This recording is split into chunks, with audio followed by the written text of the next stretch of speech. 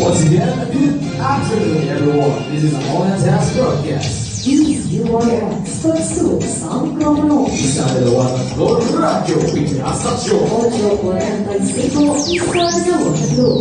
Pantanang pagbalita. Mga araw, Pilipinas. Para sa balita naman, sinusubukan ang mikropono. Para sa balita pamalakasan, isa dalawa tatlo, radyo, pinasasyon. Tatlo dalawa isa, sinusubukan ang mikropono. DZYX aarangkada na. Para sa showbiz na litas, isama niyo ang inyong professional na marites. Isa dalawa tatlo, DZYX laging on the spot. Para sa balita showbiz na halos impression ng pagya, dito ang Chikay Palagkaya. Hatid ng programang radyo Pinansaksyon para sa 5 minutong pagbabalita. Together with our technical director James Navia, this broadcast.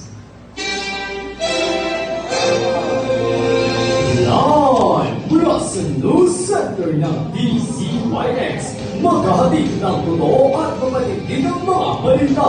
Ito ang Radyo Pinasaksyon 845. Narito ang iyong mga tagapagatid balita. Sa ligang ng kuyataman na magbabalita. Hindi po kanindigan ang buhangan para sa masa. Ito ang Radyo Pinasaksyon 845. Magandang araw, Pilipinas. Ako si Fred Manila. Mayroon pa ng pangkata. Ako naman si Vincent. Para sa pamanindigang balita. At para sa tapat na itong bayan, ito ang DZYX 845. Ang oras ko pagluan ay alas 4 ng hapon. Sa ulo ng mga nagpapakang balita ngayong araw ng Biyernes, 31 ng Enero 2025. Upang makasabay sa Global Education Standard na pwede magpapatuloy ang paglawig ng quality education access sa bansa. Papalawin ng healthcare facility sa ikapitong distrito, isa sa katuparan na.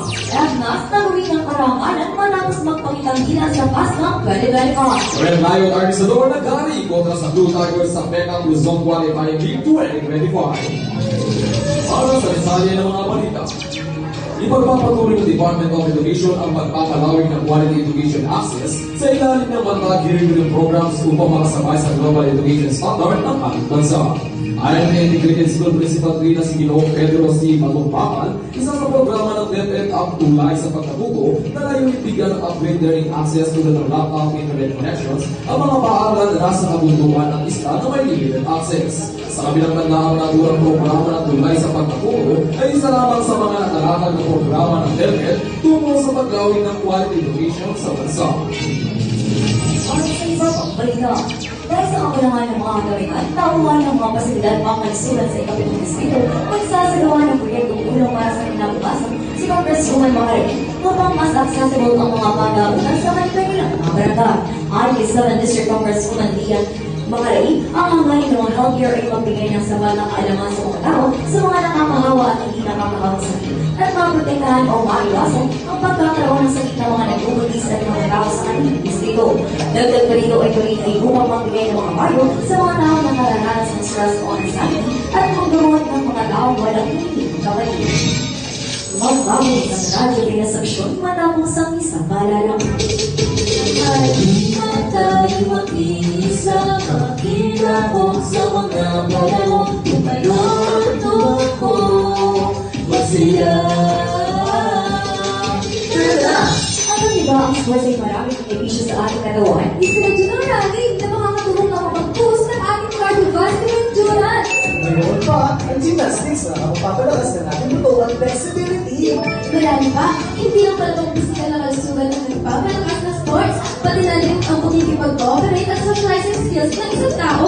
Ako yung sumunod ng relaxation at pag-alala ng sports na narin ng mapapalo ng ating puso, stroke, diabetes at dami sa iba. Kaya tara, laro na!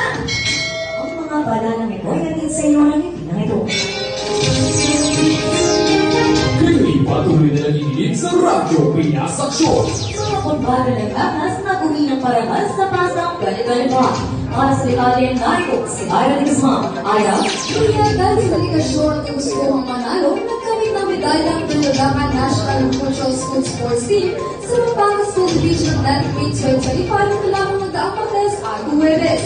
IPF na sports coordinators Ginoong Arkel Moran, nag-uwi ng 2 bilang Arkel Also at 4 na gintong bawat nagluwalya ng futsal, sepak takraw at taekwondo. Dagdag pa niya ang mga drama sina Cheryl Ivan Isip, Aliana Canlas, Wendy Cristiacos at Andrea Beatrice David na nakusugit ng gintong medalya upang mas pailin ng labanan sa Lara 2021. Ayon Radyo Guzman para sa Radyo Pinas Aksyon. DCYX 845. Well, tayo ang pinatuba ang Blue Tigers sa Battle for Bronze ng Armies Qualified Match. Para sa detalye, narito si Christian Gatula. Magkari sa litigang pakbakan si Playhead dahil ni RCI President John Morales matapos mumpas ng abulan ng low strike kasama ng depensa nito na may pinestore ang hilo ng Blue Tigers sa Battle for Bronze ng 2025 Philippines Kali Armies Federation sa buong Asia rin kahapon.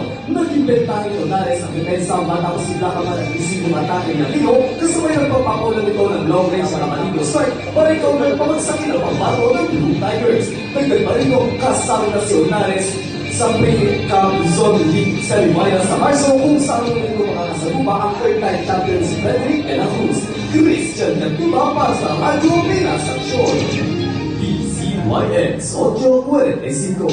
Ang yan ang mga balita sa araw nito. Kunin ito ang Girl Soccer ng DCYX. Magkakit ng totoo at panindigang mga balita. Ako si Fred Malina